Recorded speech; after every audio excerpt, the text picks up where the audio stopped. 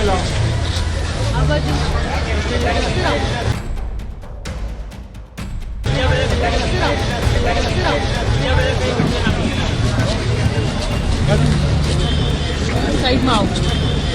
ગુજરાતમાં ભારતીય જનતા પાર્ટી દ્વારા સ્વચ્છ ગુજરાત અભિયાન ચલાવવામાં આવી રહ્યું છે। આ અભિયાનમાં જેટલા પણ નેતાઓ છે, પાર્ટીના જેટલા આગેવાનો, કાર્યકર્તાઓ છે, એ બધા જ સ્વચ્છ ગુજરાત જે કહેવાય અભિયાન ચલાવવામાં આવી રહ્યું છે તેમાં જોડાઈ રહ્યા છે।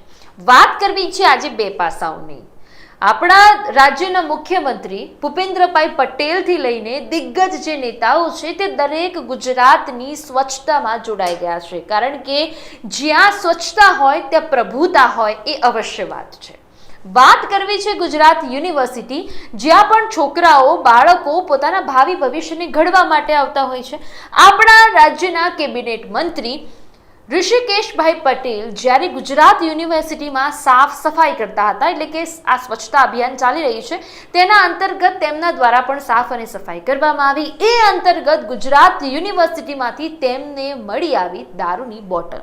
ખાલી દારૂની બોટલ નથી એટલે અવશ્ય આપણે એવું સમજી શકીએ કે ભાઈ ત્યાં પીવાયું હશે ને એટલે ત્યાં નંખાયું હશે એ બોટલ। હવે એ થઈ ગુજરાત યુનિવર્સિટીમાં જે બાળકો અભ્યાસ કરે છે અને અભ્યાસ કરતાની સાથે સાથે આ પ્રકારના કૃત્યો થાય છે, તો સમજાઈ જાઓ કે યુવાઓ ક્યાં અને કઈ દિશા તરફ જઈ રહ્યા છે। હવે દારૂની વાત આવી છે તો જામનગરના કાલાવાડની પણ વાત કરી લઈએ।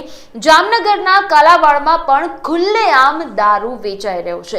ખાલી ફક્ત કહેવા પૂરતું જ છે કે ગાંધીના ગુજરાતમાં દારૂ બંધી છે, દારૂ પ્રતિબંધિત વસ્તુ છે, બાકી ખુલ્લેઆમ રેલમછેલ દારૂની આપણે જોતા હોઈએ છીએ। અને અમે તો એટલા અહેવાલ પ્રકાશિત કર્યા છે જેનાથી એ સાબિત થાય કે દારૂમાં ગુજરાતમાં કોઈ પણ દારૂ પ્રતિબંધિત વસ્તુ નથી। એ હવે નોર્મલ પીણું થઈ ગયું છે। જેમ થમ્સઅપ, પેપ્સી, કોલ્ડ ડ્રિંક્સ વેચાય એમ દારૂ પણ વેચાય છે। હવે તો લોકોના ઘરોમાંથી, ગાડીઓમાંથી, પોલીસની ગાડીઓમાંથી પણ દારૂ ઝડપાય છે। એટલે વાત કરીએ તો પણ કઈ નવાઈની વાત નથી। જામનગરના કાલાવાડમાં દારૂ મામલે મોટી બબાલ થઈ।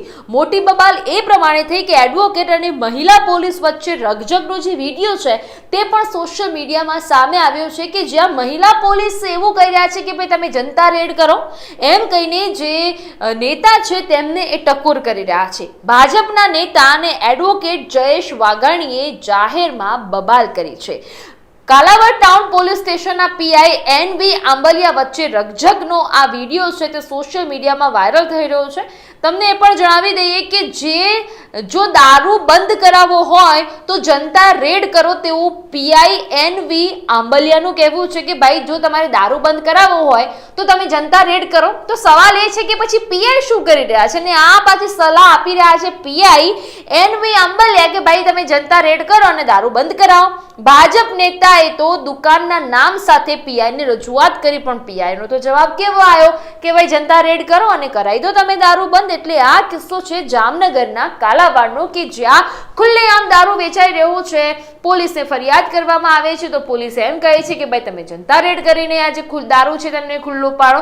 આ વિડીયો જે રકઝકનો વિડીયો છે તે સોશિયલ મીડિયામાં ટોક ઓફ ધ ટાઉન બની રહ્યો છે। એ વિડીયો જોઈ એટલે તમને ખબર પડી જશે કે પેલા પીઆઈ છે એ શું કહી રહ્યા છે, જનતા રેડ કરો એમ કહીને એમનો અવાજ પણ આવી રહ્યો છે। જુઓ આ વિડીયો। ખુલ્લેઆમ દારૂ વેચાય ડિલક્સ પાનમાં, મને કોણ વ્યક્તિ શું એ નહીં ઈ કરશી જ।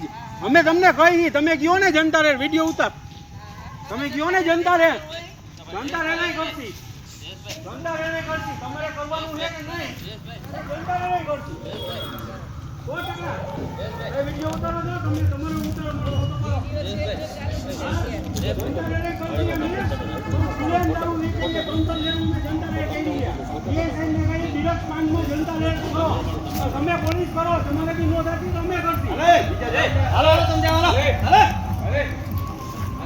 શું રપલો કરો એને અમે બે વાંધો અમે એવું માને છે।